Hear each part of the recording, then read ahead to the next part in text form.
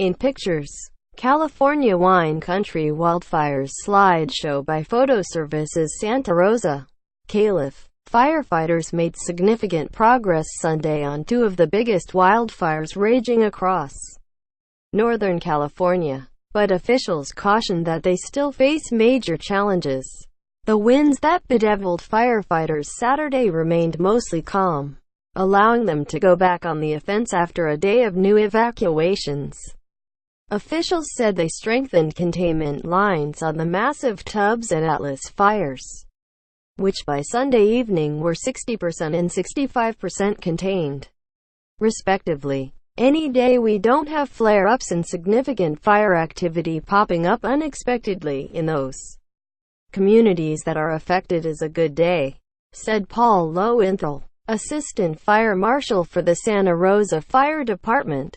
I would say today is a step in the right direction.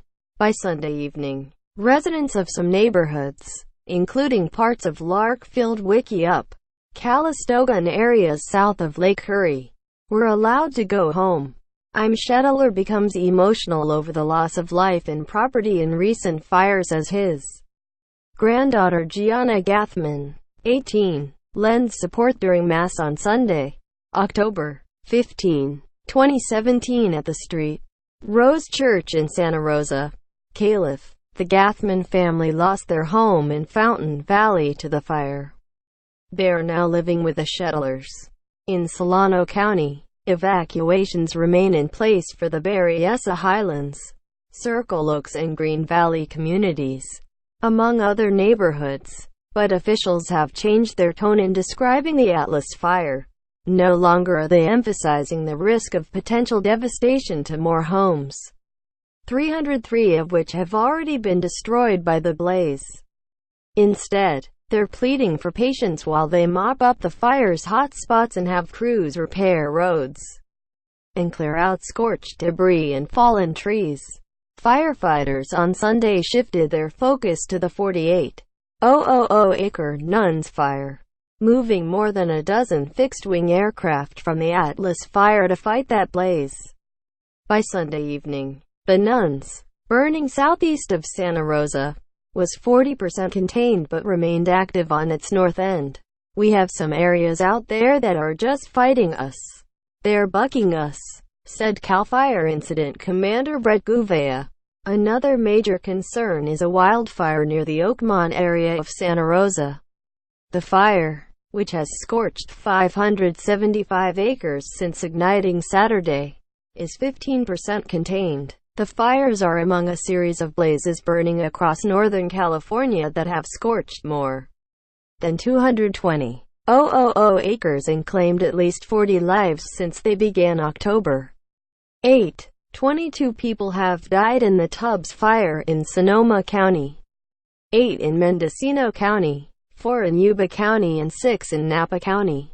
Sonoma County officials on Sunday released the names of 4 fire victims. They are Sharon Ray Robinson, 79, of Santa Rosa; Daniel Martin Southard, 71, of Santa Rosa; Lee Chadwick Roger, 72, of Glen Ellen; and Carmen Colleen McReynolds, 82, of Santa Rosa. Many more people were being treated for burns, smoke inhalation and injuries suffered as they evacuated, including one person who was kicked by a horse and another who collided with a fire truck in the thick smoke. As of late Sunday, 174 people were still missing in Sonoma County, according to the sheriff's office, of 224 people initially unaccounted for in Napa County. 146 have been found safe, 4 have been identified as dead and 74 remain missing.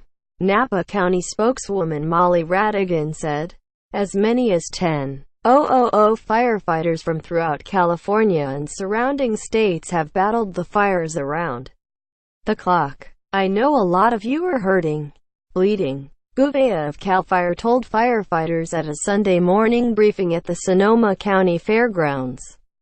It's been a long road. You couldn't do any more for us.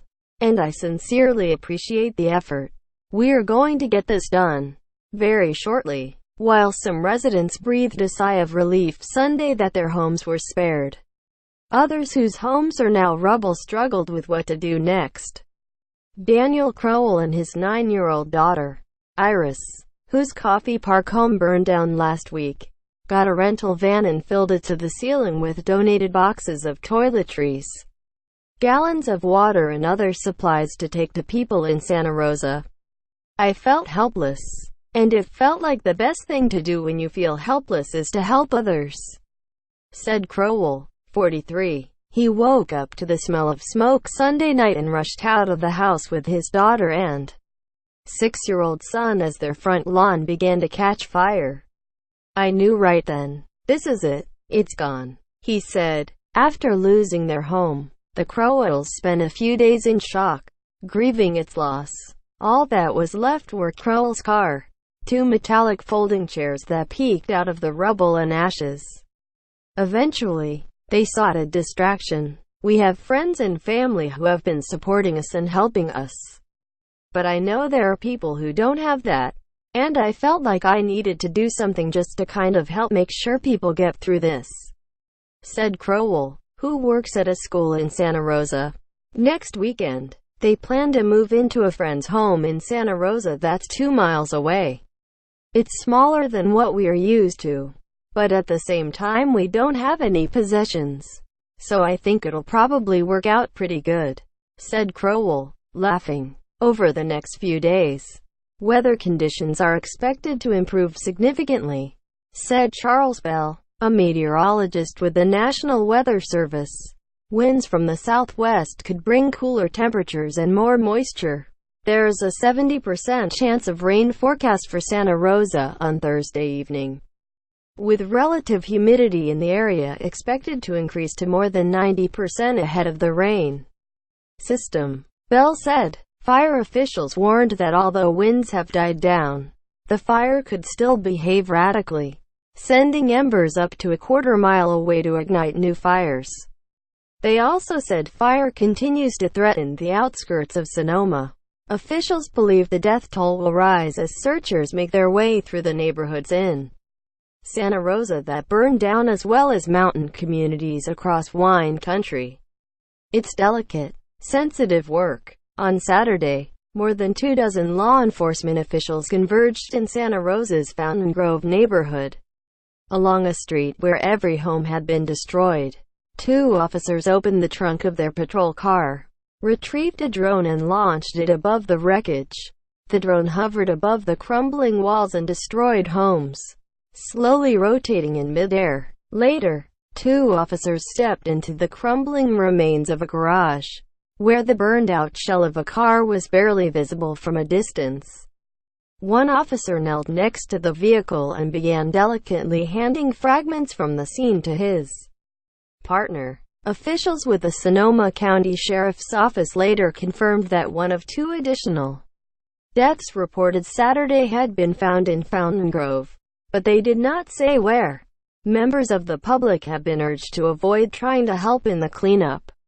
The Napa County Public Health Director declared a local emergency in order to bring in more resources to remove toxic ash and burnt remnants of homes and cars. Visit the Los Angeles Times at www.latimes.com.